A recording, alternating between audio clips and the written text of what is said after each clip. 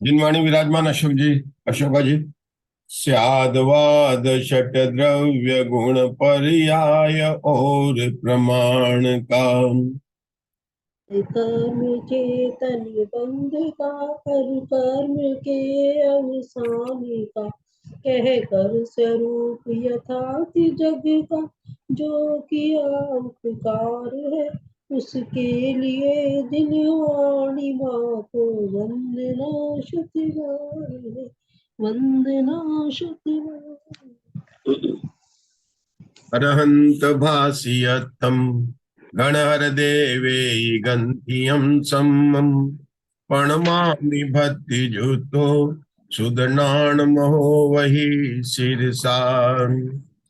बारह अंग गेजा वियलिय मल मूढ़ दसणु तिलिया विविह वर चरण भूषा पसियऊ सुय देवया सुवीरम। आचार्य वीरसेन ने धवला टीका के प्रारंभ में जो मंगलाचरण किया, उसके अंदर दूसरी गाथा के अंदर शुद्ध को नमस्कार किया। उन्होंने जिनवाणी माँ को, द्वादशांग अंग को उस श्रुत देवता की उपमा दी। कैसा है श्रुत देवता? उसके अंगों की संख्या 12। हमारे अंगों की संख्या हाथ पैर कान, तो श्रुत देवता के अंगों के संख्या बताई 12। उसके मस्तक पर तिलक लगा हुआ है, लेकिन तिलक सम्यक दर्शन का है।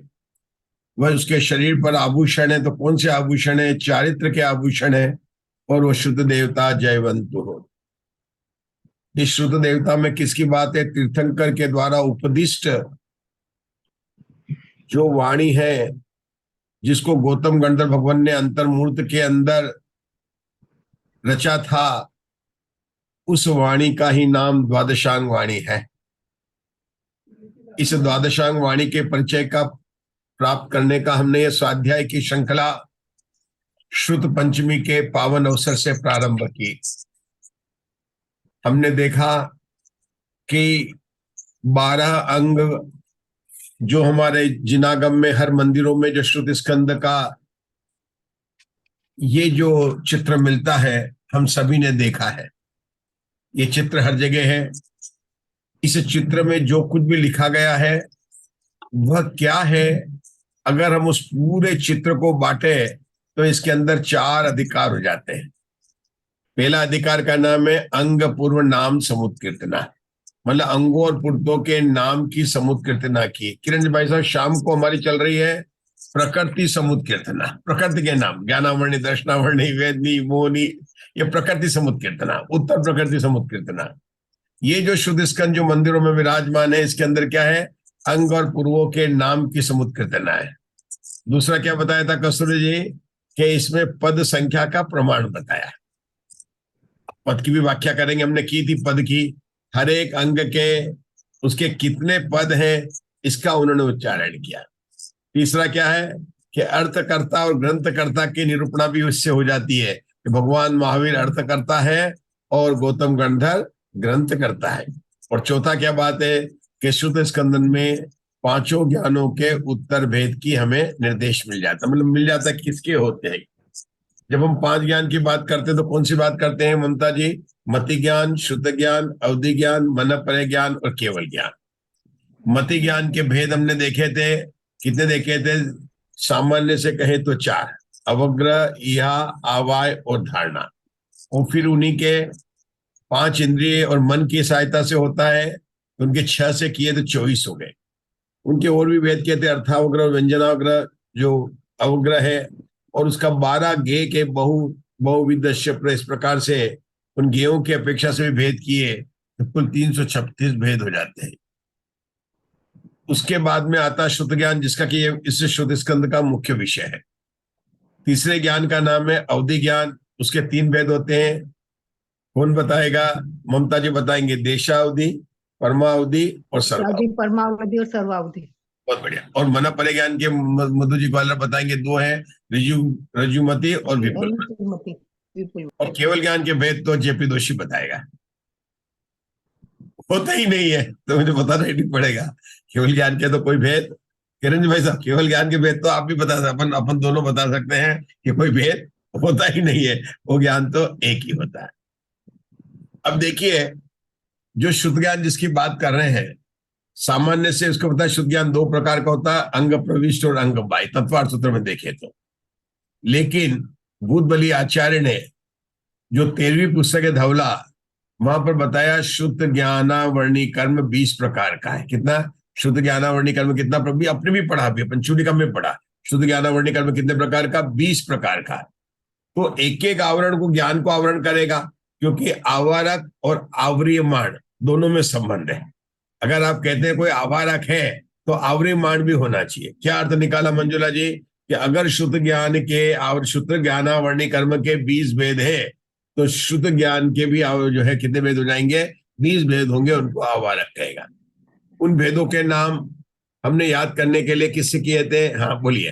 पहले कहते हैं अक्षरात्मक और अनक्षरात्मक और अक्षरात्मक भेद बताए थे। पहला पर्याय, हाँ पर्याय, बहुत बढ़िया। अनाक्षरात्मक, अन्य अनक्षरात्मक, बहुत बढ़िया। पर्याय, अक्षर, पर्याय, अक्षर, पर्याय, पहले अक्षर, अपन 10 बोल देते, 10 बोल। पर्याय, संघात, अक्षर, पद, पद, संघात, प्रतिपत्ति, अनुयोग, प्रावृत, प्रावृत, प्रावृत, वस्तु और पूर्व। बहुत बढ़िया, आपने तो याद कर लिए, बहुत बढ़िया। किसने याद किए? मंजुला जी ने याद किए कि मधु जी ने याद किए? नहीं याद किए। अच्छा, अभी आपने किया, अशोका जी ने देख रहे हैं। एक काम करिए, कसरूज आप एक बार फिर से बता दी, सबको याद हो जाएंगे। आपने अच्छे है, बहुत बढ़िया। पर्याय, हाँ। पर्याय, अक्षर, पूर्व, नहीं, संघात, पूर्ण नहीं पता, नहीं, जल्दी आगे बढ़ गए, बोलिए। पद, पद, पद, पद, हाँ, हाँ, हाँ। पद, पर्याय, पद, अक्षर, पद। पर्याय, अक्षर, पद, संघात, प्रतिपत्ति, अनुयोग, प्रावृत, प्रावृत, प्रावृत, वस्तु और पूर्व। बहुत बढ़िया। ठीक है, राजुल जी बताइए। राजुल याद करने, पर्याय, अक्षर, पर्याय, अक्षर, पद, संघात, प्रतिपदिक, अनुयोग द्वार, प्रावत, प्रावत, प्रावत, वस्तु, वस्तु पद और पूर्व। वस्तु और पूर्व। तो मुग्धा जी, कैसे 20 भेद कैसे हो जाते हैं? इन्होंने तो 10-10 भेद बता रहे हैं, कैसे 10 भेद कैसे हो जाते हैं? इनके इन समाज के, तो ये इनके बीच में गाने से। और हाँ, मुग्धा जी बताइए। पर्याय पर्याय समास, हाँ, अक्षर अक्षर समास, बहुत बढ़िया। पद पद समास, संघात संघात समास, प्रतिपत्ति प्रतिपत्ति समास, प्राभृत प्राभृत प्राभृत प्राभृत समास, अनुयोग द्वार समास, वस्तु वस्तु समास, पूर्व पूर्व समास। अनुयोग, मेरे ख्याल से अनुयोग पहले आता था शायद, फिर से बोलना। अनुयोग, हाँ, अनुयोग पहले प्रतिपत्ति के आएगा। बाद अनुयोग आता हमने है। प्रावट, प्रावट, फिर प्रावट, और फिर जो है वस्तु, और फिर पूर्व आएगा।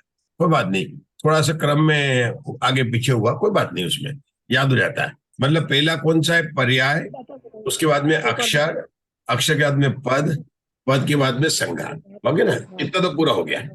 अब संघात के बाद में क्या आएगा? प्रतिपत्ति। प्रतिपत्ति के बाद में अनुयोग। ये 6 हो गए। अब पाहुड़ पाहुड़, मतलब प्रावट प्रावट, प्रावट, वस्तु और पूर्व, यही क्रम है। मतलब अनुयोग पहले आ जाता है, एक क्रम है, उसके 20 भेद हो जाते हैं। अब बताऊं जी, संघात में जो है वो एक गति तक का वर्णन आता है। संघात में तो बहुत बढ़िया। मैंने पढ़ा था उसमें कि एक गति तक का वर्णन आएगा, और प्रतिपत्ति संघात में, के बाद प्रतिपत्ति जो आएगा उसमें 4 गति तक का वर्णन आया है। हाँ, और आगे वाले में, हाँ, संघात और प्रतिपत्ति। आगे 14 मार्गनाओं का वर्णन है उसमें।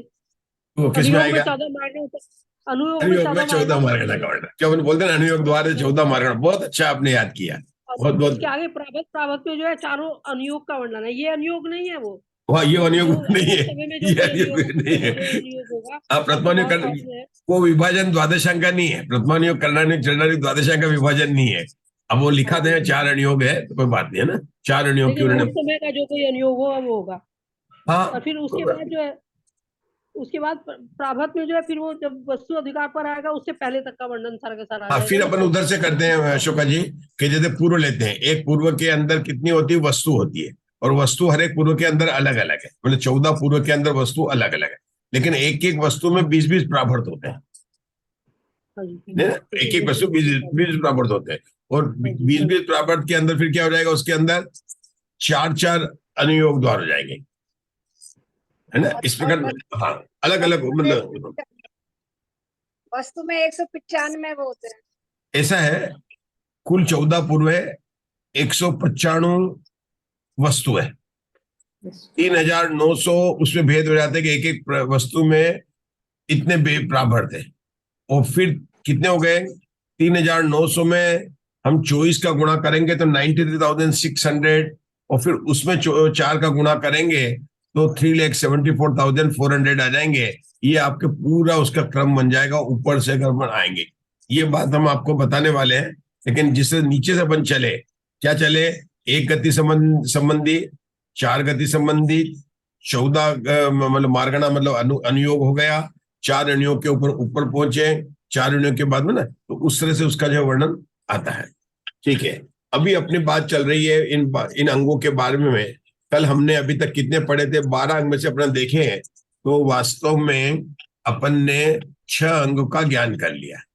पहला कौन सा था, आचार अंग का कर लिया, और 17 में 7वां उपासक अध्ययन का किया। आचार अंग में किसका वर्णन था, आचार अंग के अंदर मुनियों के बारे में वर्णन था, और 7वें में किसका था, उपासक अध्ययन का था। आचार अंग में कितने पद थे, 18,000 थे, और मुनि वालों में 11,70,000 पद थे। इसके बाद में हमने दूसरा पढ़ा था, सूत्रांग पढ़ा था, और हमने ये भी सूत्र कथांग पढ़ा था, और हमने ये देखा था कि जो 12वां दृष्टिवाद अंग है उसका भी दूसरा प्रभेद है, परिक्रम सूत्र, लेकिन वो सूत्र अलग है और ये सूत्र अलग है। ये दूसरा अंग है और वो अंग का भेद है। इसके अंदर 36,000 पद है। और हमने कल देखा था धर्म क्रिया विशेष के बारे में बताते हैं कि मुनियों का जो आचरण कहा था, उसी समय परमत और स्वमत का भी ज्ञान कराया जाता है। धर्म की क्रिया विशेष संबंधी जो है उनको सूत्र में बांधे रखें, इस प्रकार से उन्होंने 7 में वर्णन कर दिया। मुझे ऐसा लगता है कि जैसे आचार अंग तो अपना हो गया, मूलाचार वगैरह का है, और ये उनके लिए सावधानी रूप जो है तुरंत उन्होंने बता दिया। जगत में भी हम कोई चीज खरीदते, साथ में क्या आता है, मैन्युअल आता है, गाइड आती है। तो ऐसे आचार अंग में तो उन्होंने बता दिया, मुनि का व्रत मतलब उनकी मुनि की जो शुद्धियां होती है, जो मूलाचार में हम लोग पढ़ते हैं ना, कई प्रकार की मुनियों की शुद्धियां होती है, मुनियों के मूल गुणों की बात आएगी, ये सब उलाग बंकुश कुशल निर्गत, इन सब प्रकार के चारित्र का भेद वहां पर बताया होगा। और उसके बाद में सूत्र, देखिए द्वादशांग का विषय लुप्त हो चुका है।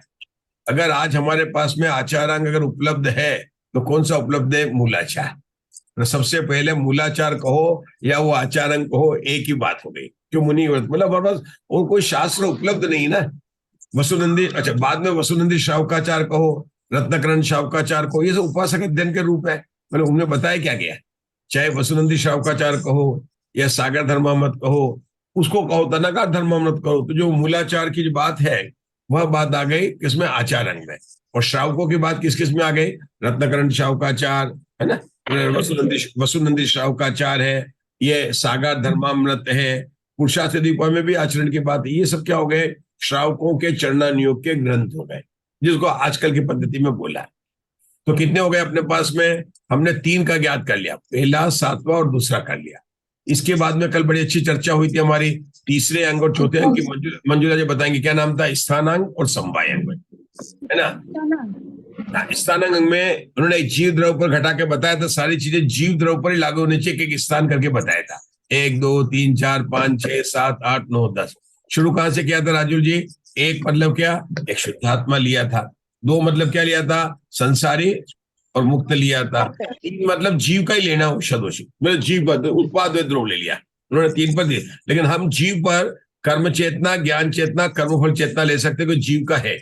अन्य ग्रंथ में 50 इकाई वगैरह में 3 पर, 50 इकाई में भी गाथा है, मतलब 50 इकाई के अंदर 71 72 गाथा यही है।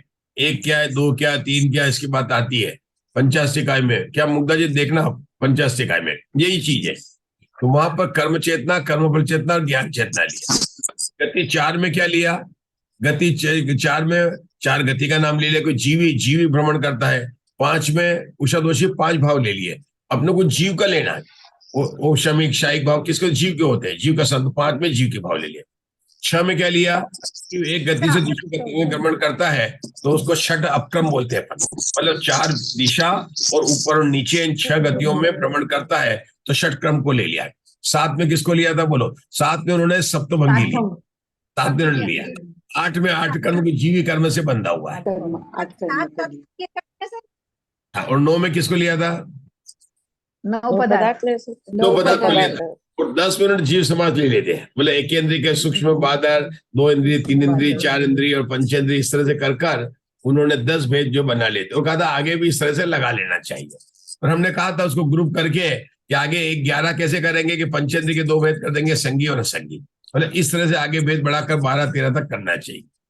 फिर उन्होंने स्थानांक में एक बात और बताई थी कि पुद्गल पर लगाना है, पुद्गल पर भी लगा सकते। तो पुद्गल पर क्या करेंगे? एक परमाणु होता है, 2 में लगाएंगे तो क्या लगाएंगे? स्कंद, मतलब अणु और स्कंद, उसके 2 भेद हो गए। अभी 3, 4 को अपन सोचेंगे, 5 को नहीं 6 पढ़ लेंगे तो वो सब आ जाएंगे। कौन कौन से आ जाएंगे? स्थूल स्थूल, स्थूल स्थूल, सूक्ष्म सूक्ष्म, स्थूल सूक्ष्म और सूक्ष्म सूक्ष्म। अपन देखते हैं 23 में जाएंगे तो पुद्गल में 23 वर्गण आ जाएगी। 23 में क्या जाएंगे? 23 वर्गण आ जाएंगे। 5 में जाएंगे तो देखो 5 में अब याद आ जाएगा, 5 में कौन सी आएगी? 5 वर्गणा जो जीव ग्रहण करता है।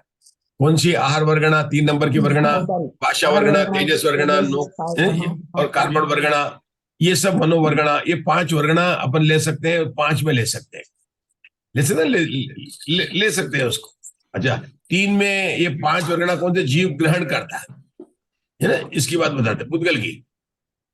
तो इस प्रकार उन्होंने आचार्य ने पुद्गल द्रव्य पर लगाने, हर एक द्रव्य पर इसी तरह से लगाना, और इसका नाम पता है स्थानांक। अब स्थानांक में कितने पद है कि 18, 36 और 42,000 पदों का स्थानांक। कितने बड़े पद होंगे आपको पता है?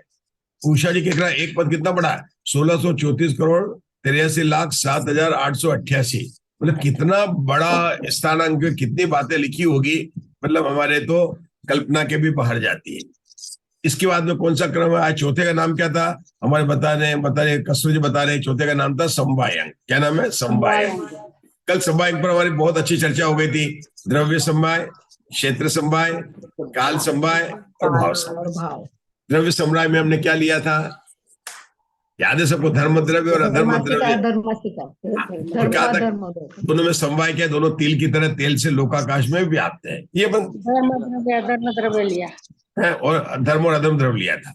अच्छा, क्षेत्र में किसको लिया? क्षेत्र में तो मैंने बहुत सारी चीजें ले ली थी। नरक और प्रथम पहला 45 लाख योजन वाले ले लिए थे। 45 लाख योजन में सबसे पहले 2.5 दीप लिया था। पहले नरक का पहला इंद्रक बिल, और पहले स्वर्ग का विमान, इंद्रक विमान, जिसका नाम था इंद्रक विमान। हाँ, इंद्रक विमान और सीमंतक बिल। सिद्ध शिला और सिद्ध क्षेत्र सब 45 लाख योजन के। फिर 1 लाख योजन में अपन ने क्या लिया था? जम्बूद्वीप। जम्बूद्वीप 1 लाख योजन का है। इसके बाद में 7वें नरक का जो बिल है अवधि स्थान, वह भी एक का है। सर्वार्थ सिद्धि है, वो भी 1 योजन का। ये मतलब क्षेत्र समवाय। मतलब हमें सोच कर क्षेत्र समवाय के बारे में अपन निकाल सकते हैं। और कैसे निकालेंगे क्षेत्र समवाय के अंदर? मैं बताऊं? याद आ गया, 4 मेरु है ना, 4 मेरु, सुदर्शन, विजय, अचल, मंदर, विद्युन्माली। तो सुदर्शन मेरु को जोड़कर बाकी 4 मेरु की जो ऊंचाई बराबर है। मतलब सुदर्शन मेरु 1 लाख योजन का, लेकिन बाकी सारे मेरु कितने? 84 होंगे, 84,000 योजन की। 1 लाख योजन का है, वो कितना होगा? 84,000 योजन के। ये क्षेत्र समवाय होगा ऊंचाई की अपेक्षा। ऊंचाई भी क्षेत्र में ही कहेंगे। और बताओ मैं इसको, ये अंजनगिरी भी 84,000 के है। चारों अंजनगिरी ना, दधिमुख नहीं, दधिमुख 10,000 का है, रतिकर 1,000 के। तो ये कह रहे ना कि चारों रतिमुख। अपन जब इसकी प्रयास करें, मंजुला जी आप लोग करो ना प्रयास, आप लोग बस समय है जिसके पास, मतलब जिनका समय कर सकता है प्रयास, है ना? 84,000 क्षेत्र भी समान है। हाँ बिल्कुल बराबर कर सकते। ये सब क्षेत्र समवाय। इससे तो क्या अपने को पूरा जो है वो याद हो जाता है ना, बराबर याद हो जाता है। ठीक है ना? हाँ, ये क्षेत्र समवाय क्या है कि 7 पृथ्वी के नीचे 20,000 योजन के जो वात वाले हैं ना, वो सबके समान है। 7 पृथ्वी के नीचे अपने 20,000 योजन वाले वात वाले हैं, और ऊपर 8वीं पृथ्वी के नीचे वो 20,000 वाले समान है। ठीक है ना? असम, बाकी जगह जहां पर असमान क्षेत्र समवाय की बात कर रहे हैं। हमें तो इसका तरीका पता लगाना है कि किस तरह से ये समान हो सकता है। काल के अंदर कैसे देखा था उषा दोषी? बहुत सरल था कि नरक की जगन्य आयु 10,000 वर्ष है, देवों की आयु भी 10,000 जगह। इसको क्या कहेंगे? काल समवाय। काल समवाय में दूसरा कौन सा देखा था? उत्सर्पणी काल भी 10,000 कोड़ा कोड़ी का और हाँ, अवसर और उत्तर पड़ी 10 कोड़ा कोड़ी सागर। ये काल समवाय की बात हो गई थी। काल समय में बहुत आ गया था। अपने बोला था 7वें नरक की आयु भी 33 सागर है और सर्वार्थ सिद्धि की आयु भी 33 सागर। जगन्य आयु। हाँ, अपन ने एक और घटाया था, एक और घटाया था। ये जो तिर्यंच और मनुष्य होते हैं, ये भोग भूमि के, उत्तम भोग भूमि के दोनों के, तिर्यंच और मनुष्य 3 पल्ले की आयु है, मध्यम के दोनों की 2 पल्ले की आयु है, इनकी 1 पल्ले का। इस प्रकार से मतलब जो ना ये हो सकता है ना। बराबर बात है ना इसके अंदर। तो संख्या समवाय में देखना हो तो भरत राव क्षेत्र में हर एक मतलब उसके काल में केवल 24 तीर्थंकर होते हैं। ये संख्या समवाय हो गया। और तीर्थंकरों की संख्या भरत राव क्षेत्र में एक साथ नहीं होते, लेकिन कुल कितने होते हैं उस काल के अंदर, वहां भी 24 होते हैं और यहाँ पर भी 24 होते हैं। 5 ही भरत होते हैं, 5 ऐरावत, ये भी समानता है। 5 भरत 5 ऐरावत। और मुझे समझ और याद आ रहा है क्षेत्र समवाय के अंदर ये जो है ना 5 भरत और 5 ऐरावत। 5 भरत और 5 ऐरावत। हाँ, बराबर, संख्या बराबर है, बराबर, बहुत बढ़िया। अभी मैं एक और मतलब कुछ और सोच रहा हूँ जो अपने होते हैं। जैसे अपने सुदर्शन मेरू है ना, तो नीचे कौन सा भद्रशाल वन, उसके ऊपर कौन सा नंदन वन। भद्रशाल, नंदन, सोमनाथ और पांडुपन 4 वन है।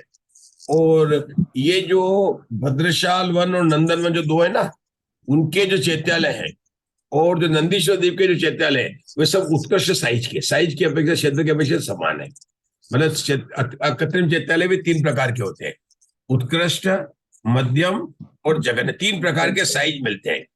तो पांडुक वन का चैत्यालय वो जगन वाला है। पांडुक वन के पहले कौन सा आएगा? सोमनाथ वन, उसका मध्यम का है। भद्रशाल, भद्रशाल, सोमनाथ, नंदन और पांडुक, इस तरह ना। तो नीचे के 2 जो है भद्रशाल, नंदन, सोमनाथ और पांडुक, तो भद्रशाल और नंदन जो दोनों को ना जो साइज है चैत्यालय की वो उत्कृष्ट है। मतलब इस प्रकार से अपन घटा सकते हैं। फिर भाव में बहुत सुंदर घटाया था। कैसे घटाया था अपने भाव में? केवल ज्ञान और केवल दर्शन दोनों समान है।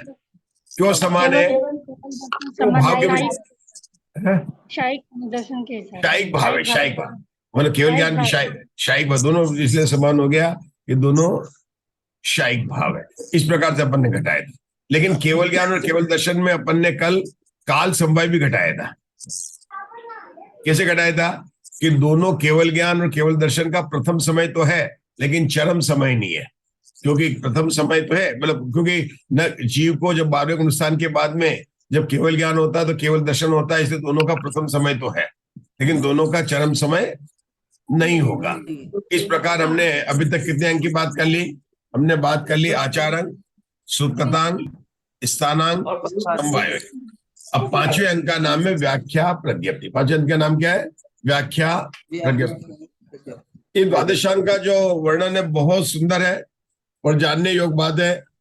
कभी भी मन में ये नहीं लाना कि ये बातें जानने योग्य नहीं है, ये केवल शैवशम बढ़ाने के लिए कुछ भी है। क्योंकि ये बातें सब गौतम गंधर ने लिखी है, भगवान महावीर की वाणी में आया है।